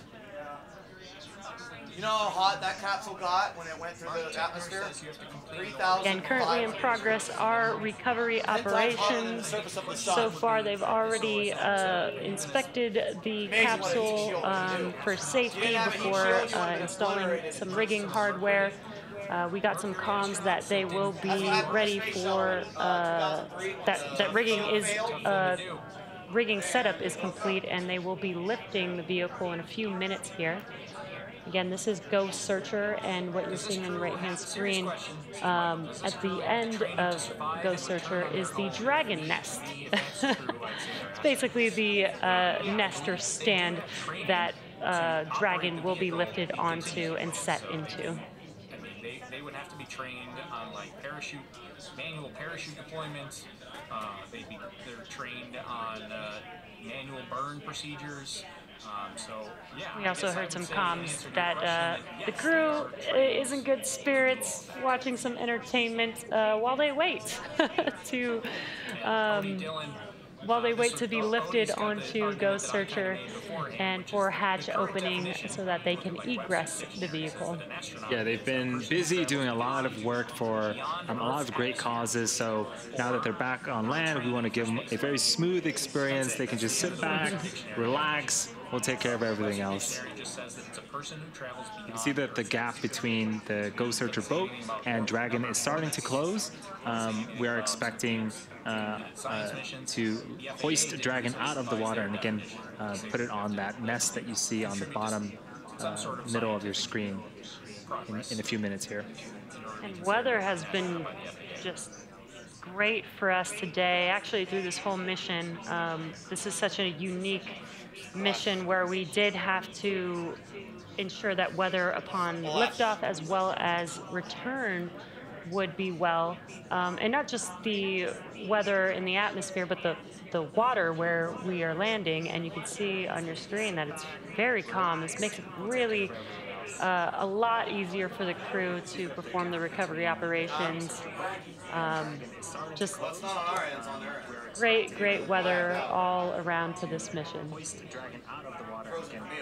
Put it on that nest that you see on the bottom middle of your screen. There it is, back. In a few minutes here. Weather has been just... Remember, they're like 40 miles offshore, so the only way we're getting signal is via satellite. Mission where we did have to... So like the signal's bouncing from the boat to the satellite, then back down to the ground tracking stations, and then to the broadcast. Would be well, and not just the... 3 different ways that broadcast will go. The water where we are landing, and you can see on your screen that it's very calm. There you go, look. Watch the guy throw a rope out. Ready? To perform the recovery operations. So we just saw the crew tossing a line to the other member of the recovery crew on the Dragon capsule itself. There you go, we're getting close, boys. Getting closer. Oh, there you go. They're lowering the mast. Starliner rocket dead. Well, Starliner is a capsule. They're lowering the mast. Make its way up the... but is it dead? No. They're roping it up right now. So we're... For safety purposes, the crew does remain strapped into their seats throughout the NASA's still committed to having 2 commercial providers They're going to have a documentary on Netflix after this mission. Someday. Again, they will have first person to check on them when the hatch opens will be a medical officer. That's why they're filming. Or that's what they were safe and healthy before they start egressing the vehicle, and that'll be when they will be allowed to get out of their seats. That capsule. Look, that capsule was white as hell when it launched, and now look how like brown it is. The SpaceX channel is free, and they're not trying to make money. That's what 3,500 degrees gets you. I feel like you'll get a little burn from that, don't you think? Off of this. In case you're not aware, Lloyd, Horizon is a 501c3 4th degree burn, fuck it. charitable organization here in the United States. So I make a total of $0 off of any of this stuff that we do here. And in fact, today, I'm going to take that opportunity to say that even today, we have Super Chats turned off, which normally Super Chats come to Overlook Horizon, and that's how we fund things like the broadcast and lighting. I just had to buy a new light the other day, if you're watching the other day, because one of my lights died, so I had to buy a new light. We've got a crew member on the Dragon capsule at the moment, and again, they are helping with the rigging and hoisting process to lift that Dragon capsule onto the recovery vessel. And again, they have done several hours of training for this particular role. So they are professionals. Those funds, 100% of them. Dragon, brace for capsule lift. Brace for capsule lift. None of them come to Overlook Horizon. Oh, did you see that? Look, watch the guy. The funds go to YouTube. YouTube doesn't even. Watch the guy in the capsule. Ready? It goes straight. You heard some comms. They are getting ready to lift the Dragon capsule. You saw the last recovery crew member hop the Dragon capsule into the water and onto the fast boat there as they clear the way for lifting the Dragon capsule. I have a real job outside of here, which is how I pay and put food on my table for my family. This is something that I volunteer my time for. So, and I love seeing our community raising funds for St. Jude. So consider a donation to St. Jude Children's Research Hospital. Brace for capsule lift. And here comes Dragon out of the water. Here we go. Coming up on capsule. Yeet. Oh, jumping off the capsule. I want that job. The guy who gets to jump off the capsule right before lift. I do too. Oh, no, there we go. Look, we're going up. Ooh, little sway there. Yeah. Oh, we're getting interior. Incredible. The Dragon is being lifted onto the recovery vessel into the Dragon nest. That is what you see them setting the vehicle down on right there. Wow, that's cool. Here we go. Getting ready to hoist it out of the water. See at the very bottom, Dragon, some water coming out. Again, that's the ballast system that helps keep Dragon upright in the seawater or in the ocean. So it's functioning as designed, and Dragon is now on the recovery vessel. Dragon's almost a little bit of a mix of a rocket, spacecraft, and a little bit of a boat. It does everything you need it to. Yeah, exactly. Dragon, welcome aboard the recovery vessel. Recovery personnel are completing final checks. Stand by for translation to egress platform in approximately 1 minute. Onto the recovery vessel into the Dragon nest. That is what you see them setting the vehicle down on right there. Up next, side hatch open. See at the very bottom, Dragon, some water coming out. I see some ballast system that helps keep Dragon upright in the seawater or in the ocean. So it's functioning as designed, and Dragon is now on the recovery vessel. 2 checks is opening the side hatch. That's going to be very, very exciting. We're going to see the crew for the first time, and they're going to see Earth for the first time since 3 days ago. I want to know if that guy who jumped off the capsule. They've seen Earth. But from space. They'll see Earth from Earth now. Right? They'll become Earthlings again. Remember that one guy, like, yeeted off of it, though.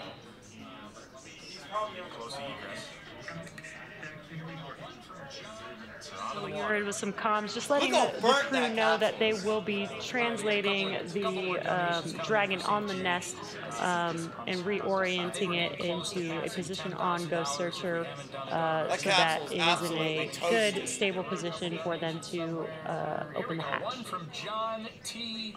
Right there. Lobster Fest is on. There you go. So while Dragon's top hatch houses the cupola, the astronauts will egress from Dragon's side hatch. That's what you see in the center of your screen.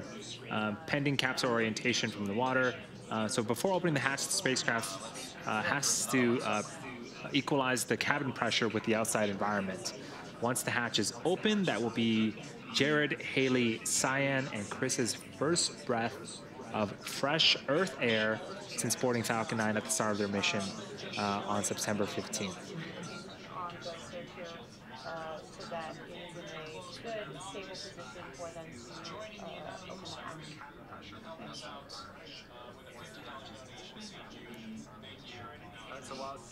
We're almost at $10,000. We're still You're just now joining us. You are watching the Inspiration4 mission. The Inspiration4 crew is back home on Earth. We have lifted Dragon with the crew onto the recovery vessel, and currently in a minute or so they should be translating the vehicle into. You should comment on his stream, make fun of him. open the side hatch and then perform the next steps for egressing, which will include a medical officer checking on them prior to that egress. Yeah, and on the right-hand side of the screen, that's a live shot inside the capsule. Dragon, translation imminent.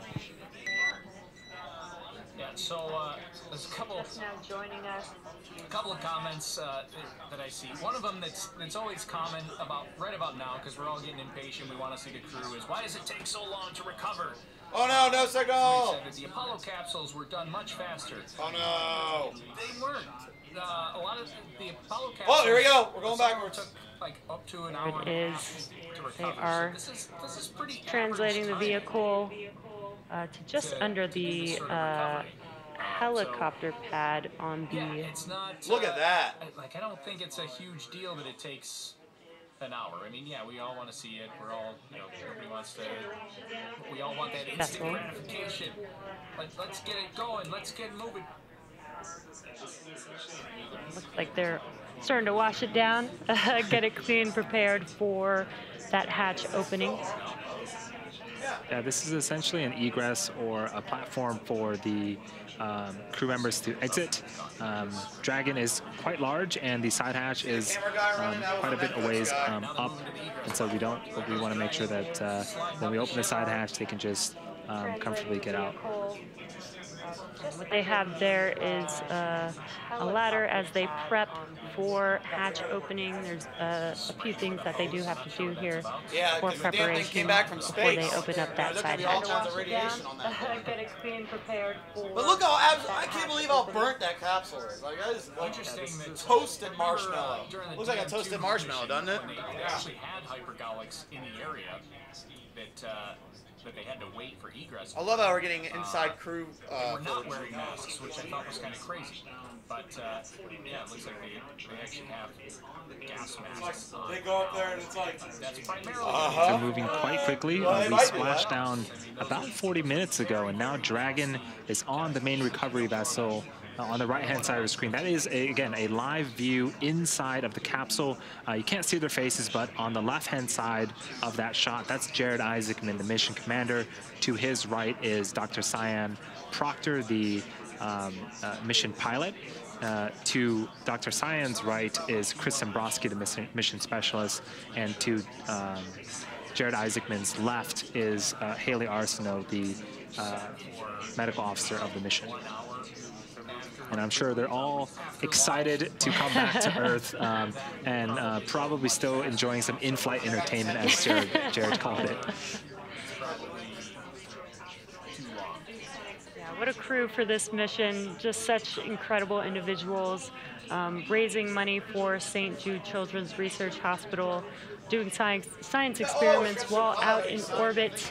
Let alone just being the first all-civilian crew to go to orbit. It's just been so inspirational, and I can't wait to see them egress the vehicle shortly here. Yeah, it's definitely going to be a very, very exciting time. All the science that they've done, all of that data is going to be available essentially to the public. And so, all the experiments that they've done is definitely going to benefit a larger populace than just this specific mission. And so far, this mission has raised up to $157 million for St. Jude Children's Research Hospital, which is incredible. That's going to save a lot of children's lives. Just an incredible mission from start to finish here. We are just under. No, we're over $10,000. We're over $10,000. Dragon, stand by for side hatch opening and egress. This will be our last call from you. Congratulations, Inspiration4 crew. Signing off. And the hatch is open. St. Jude Children's Research Hospital. Incredible. Yay! Great comms. Look at the Netflix camera right there.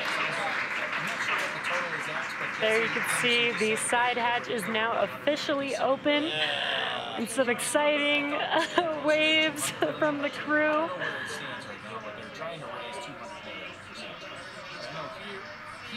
Now they are putting on some protection along the hatch door for while they egress the vehicle here. So we have members of the recovery team inside the capsule with the crew members. They're doing some checkouts, make sure everything is good before the crew can exit the capsule. But this is certainly very, very exciting. Again, that hatch has been closed and sealed for 3 days. This is the first time it's opened since we lifted off Wednesday, September 15th. And we have some fist pumps from Jared. I'm sure the entire crew is super excited.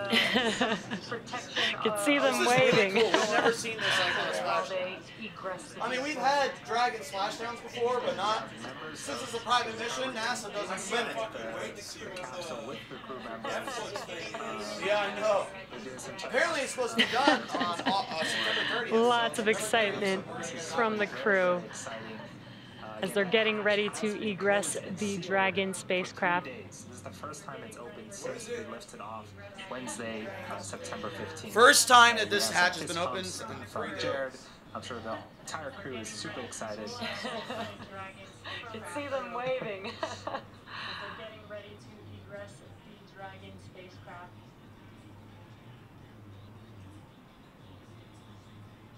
Captain Happy says the boom was very Here we loud in go. Southwest Florida. Surprised me. Awesome that you heard it.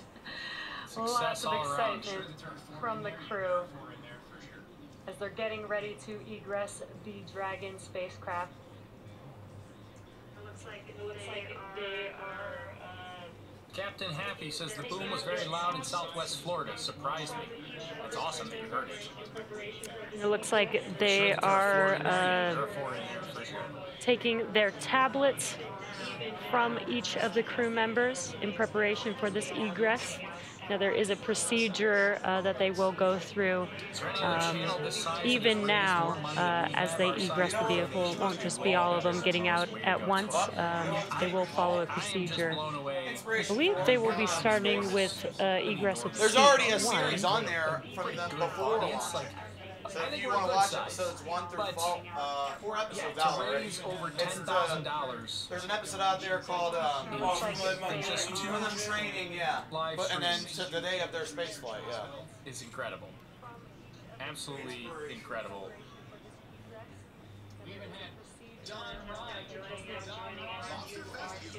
Let's see. We even had another couple of donations, like RQ Rocks donated. If you're just now joining us, you are tuned into the Inspiration4 all-civilian mission to orbit with the Inspiration4 crew back home on Earth, getting ready to egress the Dragon vehicle here shortly.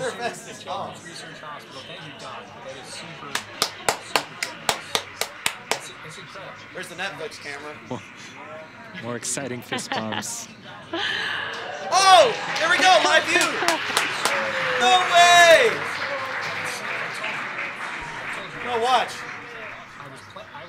And This is such a great shot. Look at that! Incredible. Some hearts. Love it. Like, Okay, yep, that we was came the back from space, crew boy! members of Inspiration4, as excited We as just came ever. back from space! They are back on Earth on the recovery vessel, just waiting to exit the Dragon spacecraft. We got so many donations. It's insane. And even if you didn't donate $100, Some fist bumps going around. There's 182,000 people watching this right now. Again, as the crew does begin their egress, they will have a team that does help them as they egress or exit the vehicle. As they have been out in microgravity for the last 3 days, they have not felt the gravity of their own body in 3 days. So this is very standard procedure to have some support and help as they egress the vehicle. That was hilarious. Yeah, I know. Right now, looks like they are removing the footrests at the bottom of their seats. This will give them some space as they exit. Yeah, that is a good thing to note that when we land, we also recline the seats back down to make it a little bit easier for the astronauts and crew members to exit the vehicle. Not felt the gravity of their own body in 3 days, so this is very standard procedure. Getting them out takes 2 hours. Now, we're not at 2 hours yet. We're at they're getting out. 42 minutes past splashdown. And we're about to egress. So I had 1 hour. And it looks like we have our first crew member, Haley Arsenau, egressing the vehicle. Who's getting out? Which one? She was sitting in seat 1 to the left. Might be Haley. 1 hour. Yeah. This. Update it. Safe. Okay, so we're just waiting on crew egress, which is probably going to be in about 5 minutes from now. The crew will start. 5-10 minutes. Yeah, that is Haley. Oh, not even. 30 seconds. She looks very excited, even if we're just looking at the backside of her SpaceX spacesuit helmet.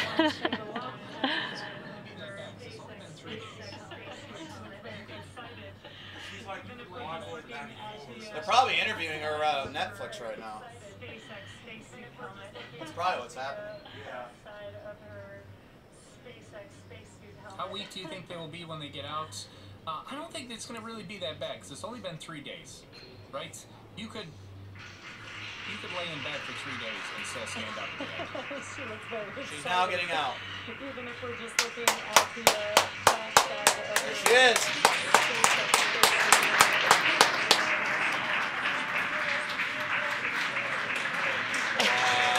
And there she is. Medical Officer Haley Arsenau has now egressed the vehicle, the first of the Inspiration4 crew, and so very excited. Lots of waves, thumbs up. Thumbs up. Go back.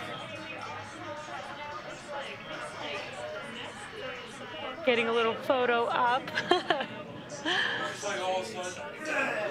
All over the fucking floor. Looks like up next is Dr. Cyan Proctor. Yeah, this is very exciting for the crew to be exiting the capsule and finishing the Inspiration4 mission, a mission that's done so much for folks around the world. Comes Doc. Yes, absolutely inspiring all the way around. Just an Doc. incredible Yeah, mission, look, she's like, crew. yeah. I guess on my head. And here comes Dr. Cyan. Oh my gosh, she's standing on her own. There she is, excited as ever. Dr. Big waves. Look at that, just strolling like nothing. Oh, I love it. Love it. Wow, look at her. What? Look. Dude, imagine coming from space and I we just know, like no problem at strolling all. along like her. Look at that. Dude, how the hell is she like walking? Looks like mission If I get back from specialist space, Chris I'll be fucking busy. I'll Sambrowski be able to is walk. up next to egress the You know, vehicle. Haley was being held up by the people, and yet Doc came out and was like, yep, I'm all ass, you know. Looks like some dancing there.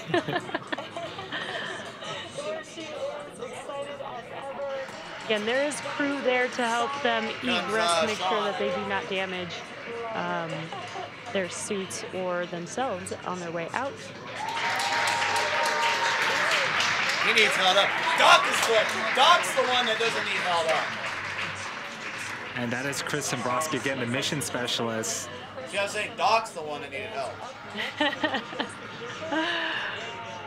Again, with a smile all over his face, comes super Jared. excited, ready to go. Yeah, there we go. Last but not least, we have Commander Jared Isaacman getting ready to egress the vehicle as well. The final fourth Inspiration4 crew member of the first all-civilian crew mission to orbit. Come on, Jared, you And can one get way to out. close it out, he was really the person with the vision.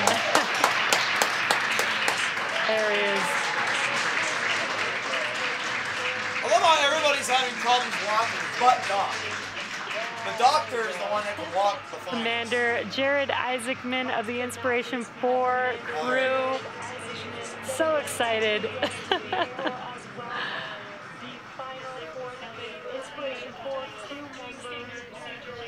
Handshakes and hugs all around.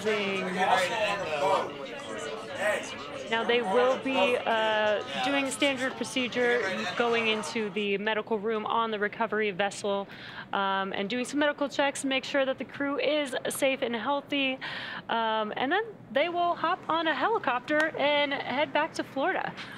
Yeah, well, now that Jared, Haley, Cyan, and Chris are safely back home on Earth, and getting checked out by our medical team, we're going to wrap up our live coverage of their historic return. We started this day about 2 hours ago. We had successful trunk separation. We completed a deorbit burn, closed the nose cone. We got through that blackout period of communications. Both sets of chutes deployed, awesome. And the crew splashdown, we hoisted them up, and they have just... I know the audio's not at it. Next up, they will catch a helicopter ride back to shore where they will be rejoined by their families. So welcome back to the Inspiration4 crew. It has been an honor and a privilege to share their journey with all of you as we continue this new era in human spaceflight. Yes, for updates, check out our social media. Also, be sure to donate to St. Jude. There's a donation button if you're watching on YouTube on the right-hand side of your screen. The Netflix documentary is coming out with its 5th and final episode here shortly as well, and that will conclude liftoff and splashdown return of the Inspiration4 mission. All right, we'll be back in just a second to wrap it up.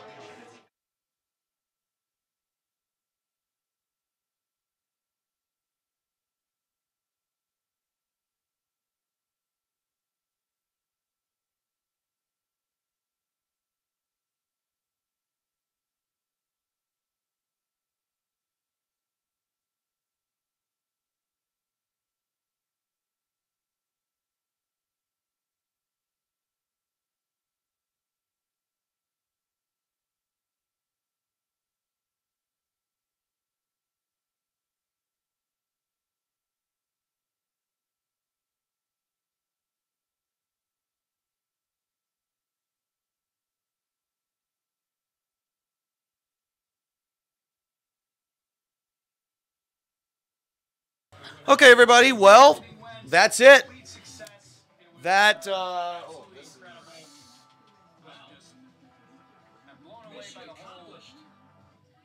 So anyway, Adam, before we close, mission accomplished. That was the most historic mission. A lot of people donated to St. Jude to make this mission possible. And I couldn't thank everybody enough who donated to St. Jude. This is going to go down in history. The world's first all-private crew to ever go to space and back. This is going to be in the history books. This is going to be all over the news.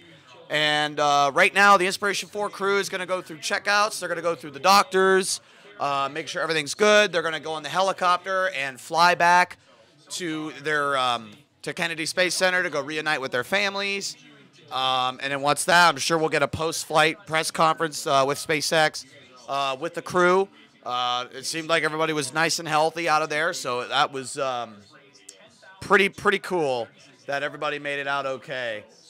That was an historic 3 days. I'm so happy to be alive. This opens a whole commercial era for commercial space flight, so it is going to be pretty cool. All right, Adam already left the studio, so I think we're going to go ahead and wrap it up there. I appreciate all of you for being there and watching it with us. Again, this is a new series for the channel. It is called Live Launches, even though today's stream wasn't really a launch, but it's part of the Inspiration4, and I started off doing this with Inspiration4, so you get the idea. So anyway, that's going to conclude our Inspiration4 coverage. I did promise, we visited Niagara Falls a couple weeks ago. I was going to get that edited. I didn't yet. So I don't know what we're going to do. Tommy's still here, so I think Tommy and I are going to go do some stuff, film some stuff. I got to go take Adam home first, and then we'll probably film and make a short little video before I post the Niagara Falls video or anything. So, yeah. Anything else from chat? Okay. I think that's it. All right. All right, everybody, that's going to do it. Rough Rider Show, thank you so much for tuning in. And make sure I got my plugins going here. So yes, the crew should be returning home shortly. Returning to their home, their families at Kennedy Space Center. It's going to be pretty cool. So anyway, guys, that's going to do it for us. I appreciate you getting in. I'm just getting our outro ready. And we will see you guys later. Bye-bye.